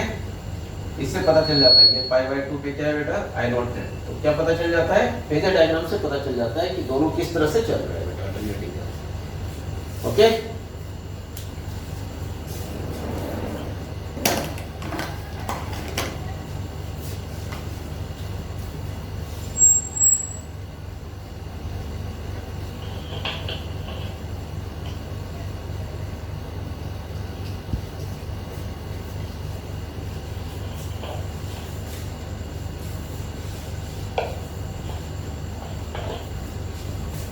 चलिए अब देखते हैं एक एक करके। सबसे पहले रेसिस्टर में हम अल्टरनेटिंग करंट देते हैं। रेसिस्टर में हमने क्या किया बेटा, अल्टरनेटिंग करंट दिया। क्या देखा, देखा ये कि I equal to E0 sine omega t छोड़ा, आई इक्वल टू हमने देखा बेटा क्या, I0 साइन ओमेगा टी ही हो रहा है बेटा, दोनों सेम फेज में। देखिए ये भी ओमेगा टी है, और I0 इक्वल टू क्या है, voltage divided by Ohm's law से बेटा, रेसिस्टेंस अगर R है बेटा, ये आ रहा है I0 equal to E0 bye R। अब इसको रिप्रेजेंट हम दो तरीके से करेंगे, एक फेजर से, दूसरा वेव्स, ये से, ओके। तो सबसे पहले आप देखिए मान लिया हम सबसे पहले फेजर की बात करें बेटा, पहले वेव की बात करते हैं। चलो वेव की बात करेंगे तो कैसे करेंगे, ये करेंगे ई नोट ऐसा जा रहा है, ठीक है। अगर ई नोट ऐसा जा रहा है बेटा तो आई नोट क्या होगा, इससे थोड़ा कम होगा, सेम फेज पे चलेगा। क्या चलेगा बेटा, थोड़ा कम होगा लेकिन सेम फेज पे चलेगा, ठीक है, सेम फेज पे। ये था आपका क्या, ई नोट, ये क्या है बेटा, आई नोट, ऐसा इस तरीके से टी टाइम तक टाइम है। और ये, और अगर फेजर की बात करें तो फेजर कैसे होगा, ये हो गया वेग पे। फेजर की बात करें बेटा तो कैसे फेजर हम दिखाएंगे, फेजर दिखाएंगे ओमेगा टी पे। आप इधर भी बना सकते हो बेटा, या इधर, ये ओमेगा टी पे क्या है, ई नोट है। आई नोट क्या है, ये भी ओमेगा टी पे ही है बेटा, ये आई नोट, लेकिन थोड़ा कम वैल्यू होगा। ये वैल्यू आई नोट, ये ओवरलैप कर रहा है इस पे, ये आई नोट है, और ये वैल्यू क्या है बेटा, ई नोट है।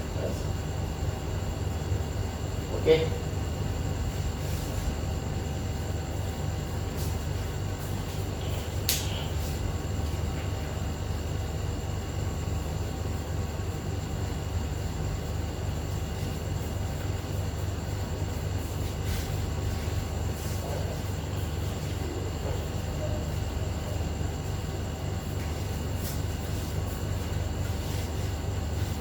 इधर x इधर y लिख सकते हो, कोई दिक्कत नहीं है। क्या लिखो, हेडिंग क्या करो, AC through resistor, AC through resistor.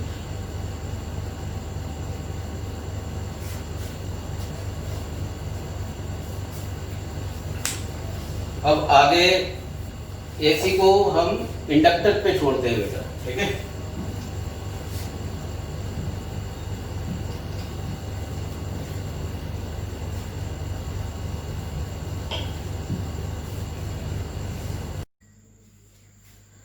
तो बेटा अब देखते हैं AC थ्रू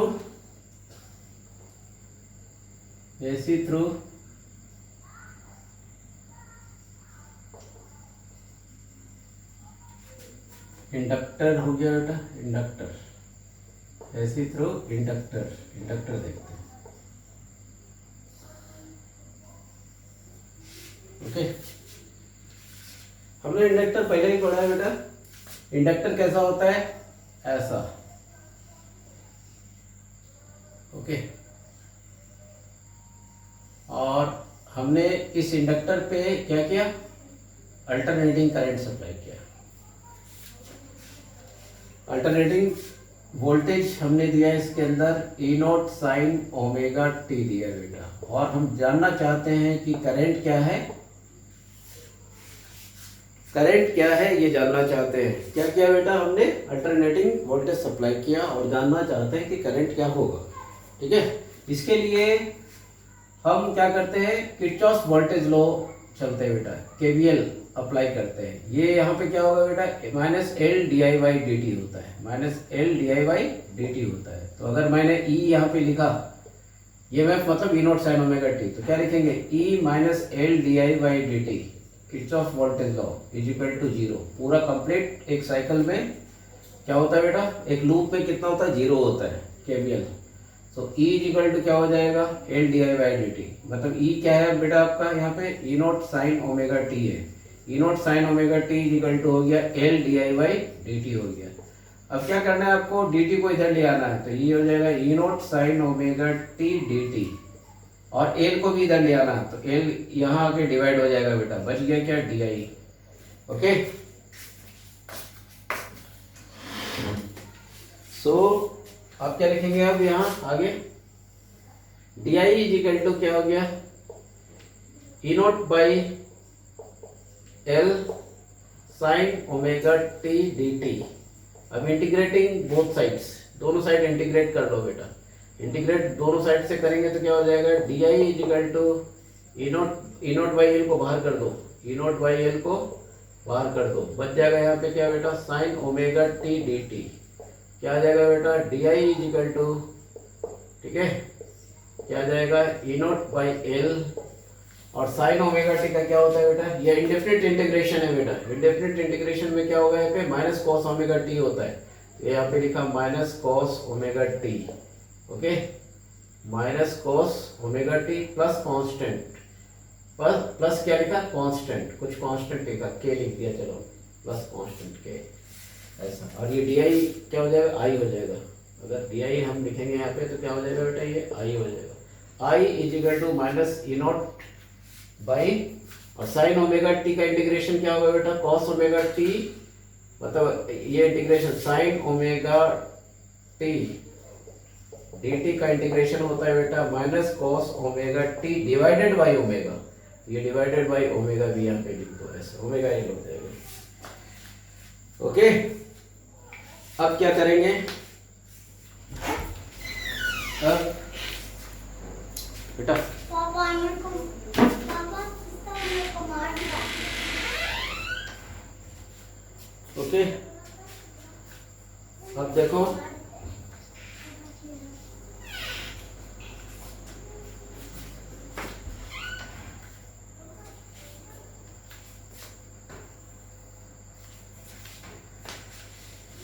अब बेटा यहाँ पे एक बात आ जाती है, बात क्या आती है, ये कांस्टेंट के का वैल्यू क्या होगा, आपने जो निकाला है यहाँ पे I equal to minus E not by omega L cos omega T plus constant K, ठीक है, क्या निकाला, प्लस कांस्टेंट के, ऐसा निकाला, ओमेगा टी प्लस कांस्टेंट के।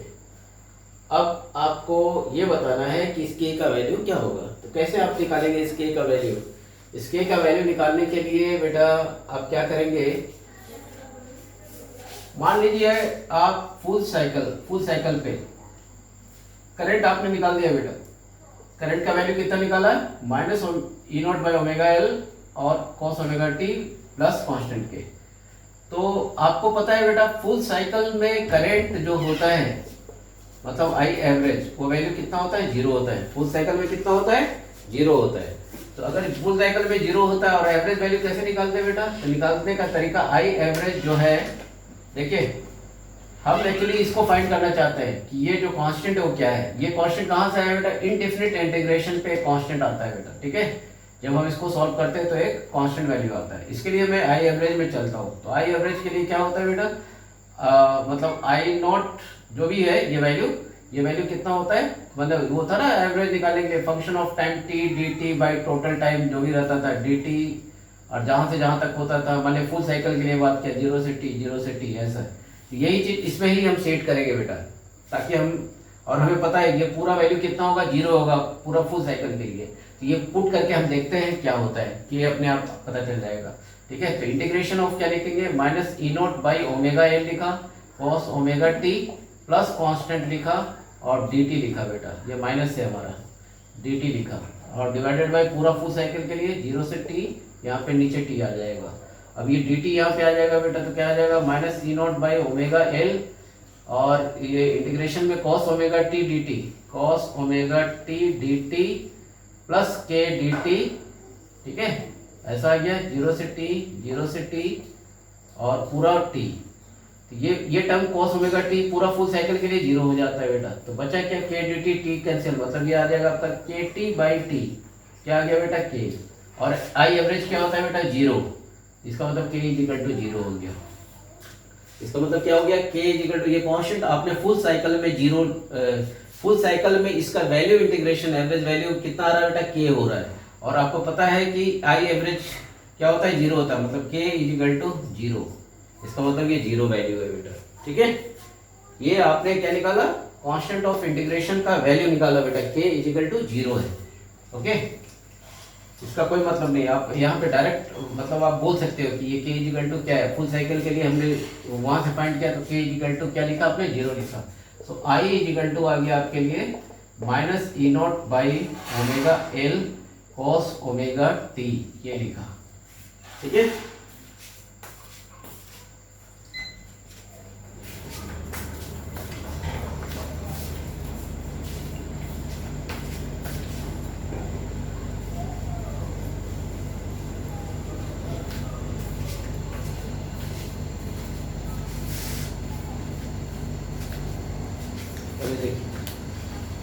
क्या लिखा, cos ओमेगा टी लिखा। अब इसके बाद देखिए,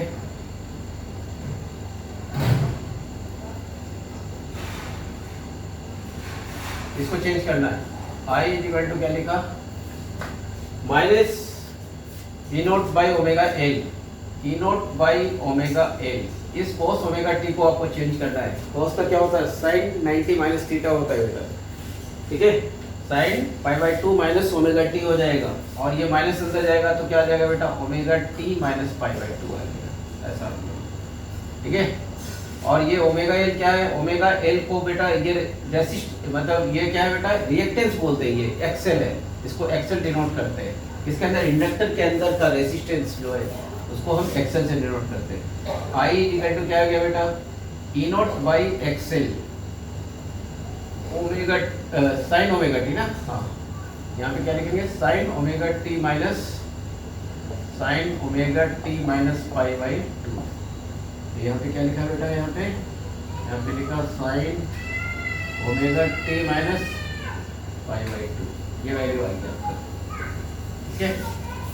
मतलब आपने आई निकाल दिया। क्या निकाला है बेटा, यहाँ पे I is equal to E naught by X L क्या है, आई नोट है, I naught sine omega t minus pi by 2। देखो ये ई नोट क्या है, साइन ओमेगा टी है, आई नोट, और ये आई क्या है बेटा, I naught sine omega t minus pi by 2, मतलब पाई बाई 2 फेज डिफरेंस है दोनों के बीच में। वो भी लैग कर रहा है, कौन लैग कर रहा है, करंट लैग कर रहा है बेटा, ओके। बात समझ में आई।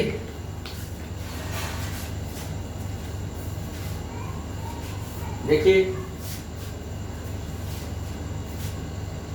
इसको मिटाता हूं, देखिए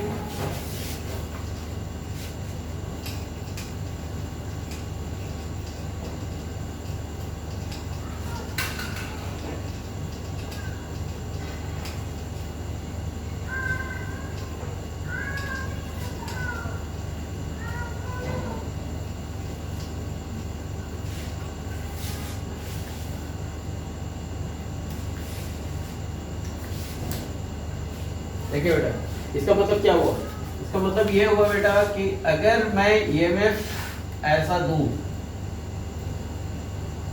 ओके, अगर मैं ईएमएफ ऐसा दूं तो करंट कैसा जाएगा, तो करंट कैसा जाएगा बेटा, तो करंट पाई बाई 2 से क्या हो रहा है, लैग कर रहा है। ये ईएमएफ आपने दिया, ये क्या दिया आपने, ईएमएफ ई नॉट, तो करंट जो होगा बेटा क्या होगा, लैग करेगा, मतलब कितने से, पाई बाई 2 से। इसका मतलब लैग करने का मतलब नीचे से ऐसे ले जाओ, ऐसे ले जाओ, ये करंट का आ जाएगा, ओके।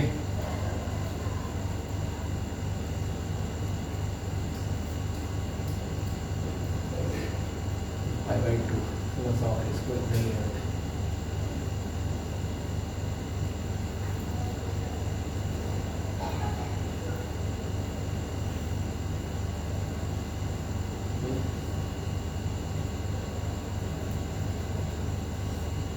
ऐसा है।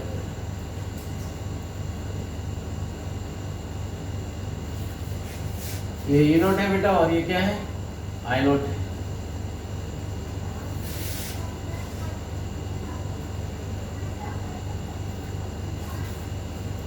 इस तरीके से हम, दूसरा फेजर से भी देखना है।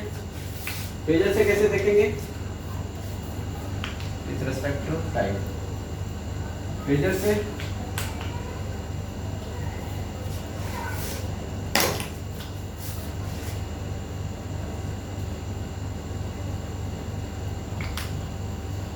फेजर से देखेंगे हम, मान लें कि आपने ई नोट को रखा ओमेगा टी पे, ये क्या है ओमेगा टी पे, इसका वैल्यू क्या ई नोट है, ठीक है बेटा। अब आई नोट कैसे बनाओगे, पाई बाई 2 का फेज डिफरेंस है, लैग कर रहा है, मतलब इससे नीचे जाएगा, पीछे क्लॉकवाइज अगर जाएगा तो लैग होगा बेटा, और एंटी क्लॉकवाइज जाएगा तो लीड करेगा। ये आपने पाई बाई 2 पे बना दिया, क्या बनाया बेटा, आई नोट बनाया, ये देखिए एक्स, ये फेजर डायग्राम हो गया बेटा, इसी चीज का फेजर हो गया, ठीक है। अब हम देखेंगे AC through capacitors, AC through capacitor.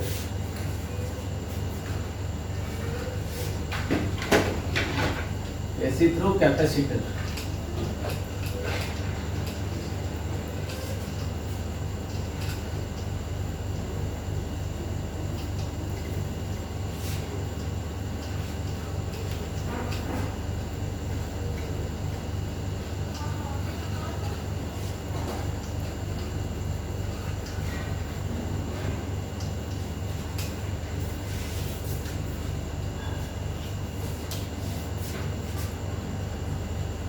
Capacitor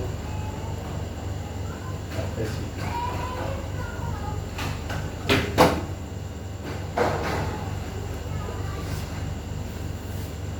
ठीक है। जब किसी कैपेसिटर में हम क्या करेंगे, एसी सप्लाई देंगे, किसी कैपेसिटर में हम एसी सप्लाई देंगे बेटा, तो इसका बिहेवियर देखते हैं किस तरह से करंट और ईएमएफ के बीच कोई फेज डिफरेंस है या साथ साथ चल रहा है, क्या हो रहा है बेटा।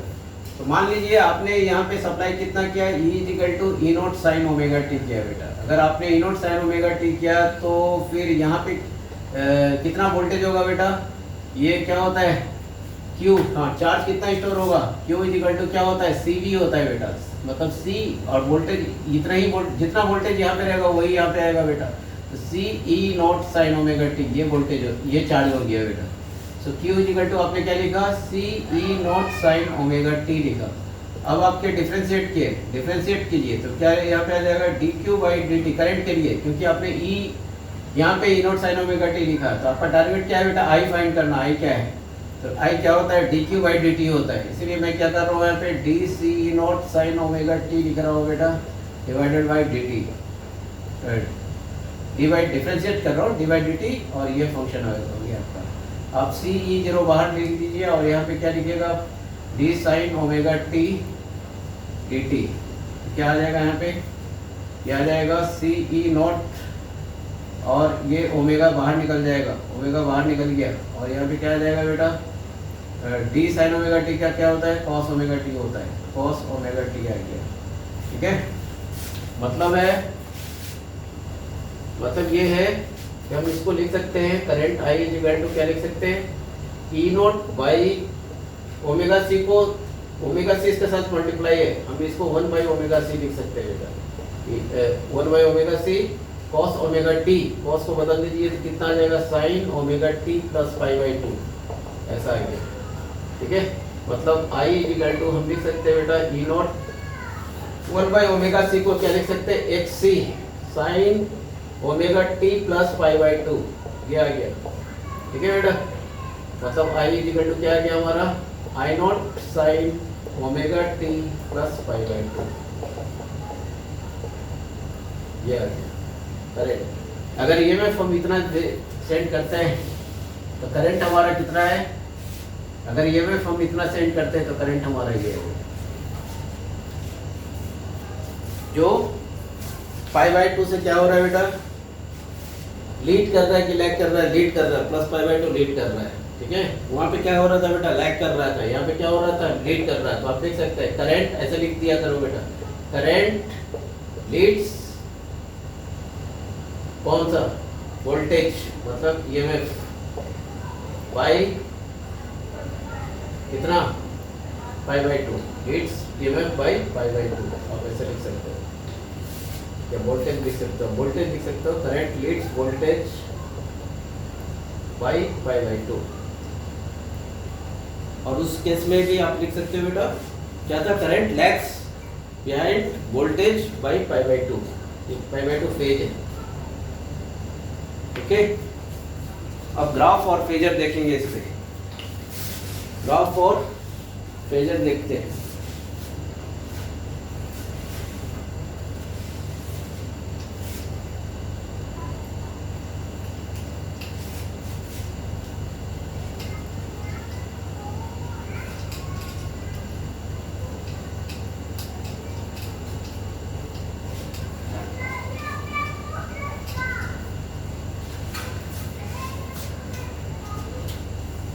ग्राफ देखिए बेटा कैसा आएगा, अगर मैं ग्राफ ड्रॉ करूं,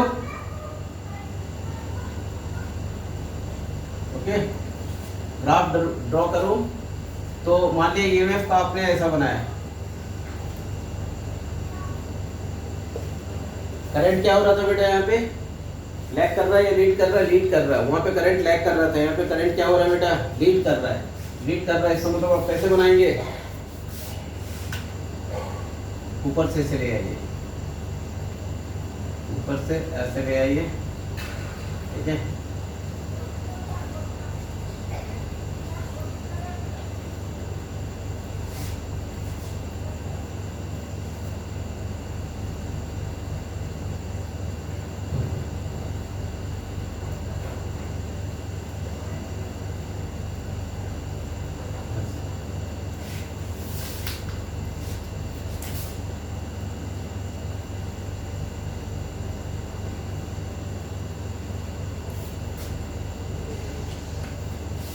ये वाला ब्लैक जो है बेटा वो ईएमएफ को बता रहा है, ई नोट, थोड़ा सा इसको और ई नोट को बता रहा है बेटा, और ये वाला जो बता रहा है आई नोट को बता रहा है, इसको बता रहा है आई नोट को, है ना।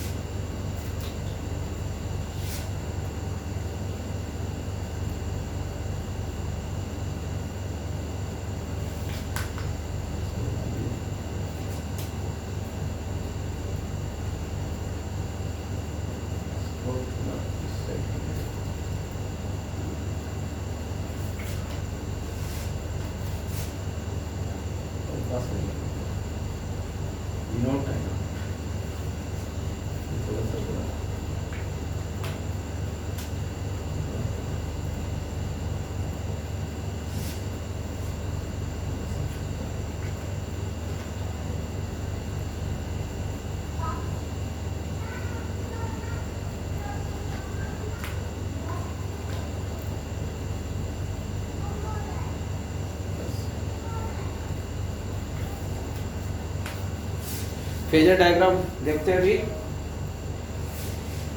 फेजर डायग्राम देखते हैं बेटा, कैसे करेंगे फेजर डायग्राम में। मान लो कि आपने ई नोट को इधर लिखा ओमेगा टी पे, ओमेगा टी पे ई नोट लिखा, आई नोट कैसे लिखेंगे बेटा, आई नोट क्या है, पाई बाई 2 से लीड कर रहा है, तो ये पाई बाई 2 पे आई नोट ले जाओ, ये क्या हो गया, आई नोट हो गया। देखिए एंटी क्लॉकवाइज लीड करेगा और क्लॉकवाइज क्या करेगा, लैग करेगा, तो ये इधर से एंटी क्लॉकवाइज ये लीड कर रहा है बेटा, एक्स और वाई, ये फेजर हो गया, ये ग्राफ हो गया, ये कैपेसिटेंस हो गया। कैपेसिटर के अंदर हमने दो चीज़ें देखा, क्या देखा, E equal to E not sine omega T, अगर होता है ये सप्लाई करते हैं तो करंट जो आता है बेटा वो क्या आता है, आई नॉट, आई नॉट का मतलब क्या है, ई नॉट बाई एक्स सी, और साइन ओमेगा टी क्या आ जाएगा बेटा, प्लस पाई बाई 2 आ रहा है, ऐसा आ रहा है, ये चीज़ हमने देखा बेटा, ठीक है। यहाँ पे एक्स सी क्या है बेटा, एक्स सी क्या है, एक्स सी है 1 बाई ओमेगा सी, रिएक्टेंस है, इसको क्या बोलते हैं बेटा, रिएक्टेंस बोलते हैं, क्या बोलते हैं इसको, रिएक्टेंस बोलते हैं। उसी तरह से इंडक्टर में जो देखा था रिएक्टेंस ही था वो एक्सएल, ठीक है, इसको अलग से हम देख लेते हैं, इसकी भी बात कर लेते हैं।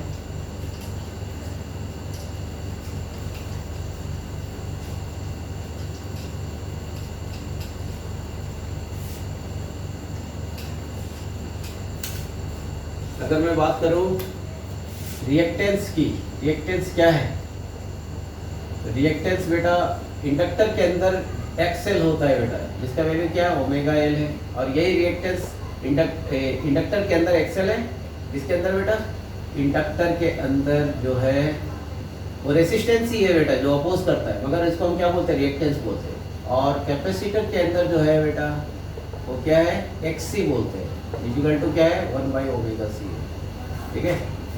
रेसिस्टर के अंदर जो होता है बेटा वो रेसिस्टेंस ही बोलते हैं, क्या बोलते हैं, रेसिस्टेंस बोलते हैं। लेकिन रिएक्टेंस इंडक्टर के अंदर इंडिविजुअल, इंडक्टर के अंदर रिएक्टेंस, कैपेसिटर के अंदर रिएक्टेंस, कॉम्बिनेशन में 2 या 3 किसी का कॉम्बिनेशन हो, जैसे अगर मैं बोलूँगा रेसिस्टेंस और साथ में क्या है, इंडक्टर है, इसका कॉम्बिनेशन, तो इसके अंदर जो ये दोनों मिला करके अगर बात करेंगे बेटा तो इसको बोलेंगे इम्पीडेंस, क्या बोलेंगे, इम्पीडेंस।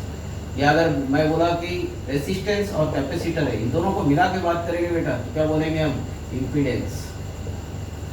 या फिर क्या तीनों हो बेटा, तीनों मतलब रेसिस्टेंस है, फिर क्या है, इंडक्टर है, फिर क्या है बेटा, कैपेसिटर है, इन तीनों के बीच, तीनों को मिला करके जो रिजल्टेंट आएगा रेसिस्टेंस, वो इम्पीडेंस कहलाएगा बेटा, क्या कहलाएगा, इम्पीडेंस। जेड से इंडिकेट करते हैं बेटा इम्पीडेंस को, ठीक है। तो इंडिविजुअली आपने देखा इंडक्टर के अंदर क्या रिएक्टेंस था, XL is equal to omega L, और कैपेसिटर के अंदर क्या है बेटा, X is equal to 1 by omega C. एक इन दोनों को देख के एक बात पता चलता है बेटा कि अगर इंडक्टर के अंदर जो है ओमेगा एल है बेटा, तो जितना ज़्यादा हाई फ्रिक्वेंसी देंगे उतना ही ज़्यादा ये बढ़ जाएगा, ऑपोजिशन पैदा करेगा बेटा। इसके अंदर जो रिएक्टेंस है बेटा ओमेगा एल है, जितना हाई फ्रिक्वेंसी देंगे उतना ही ज़्यादा क्या होगा, अपोज करेगा। मतलब ये एसी को क्या करता है बेटा, ब्लॉक करता है। कौन, इंडक्टर। तो यहाँ पे एक बात आ गया कि इंडक्टर ब्लॉक्स एसी, एसी को क्या करता है बेटा, ब्लॉक करता है अल्टरनेटिंग करंट को। जबकि कैपेसिटर में क्या होता है, कैपेसिटर में क्या होता है, कैपेसिटर के अंदर क्या होता है बेटा, X is equal to 1 by omega C. अगर 1 बाई ओमेगा सी है बेटा, इसका मतलब है जितना हाई फ्रिक्वेंसी रहेगा उतना ही क्या होगा बेटा, इसका रेसिस्टेंस क्या होगा, लो होगा बेटा। मतलब ये एसी को क्या करेगा, बाईपास करता है बेटा। तो क्या मिला आपको, capacitor bypass AC, bypass AC alternating करेंगे। ओके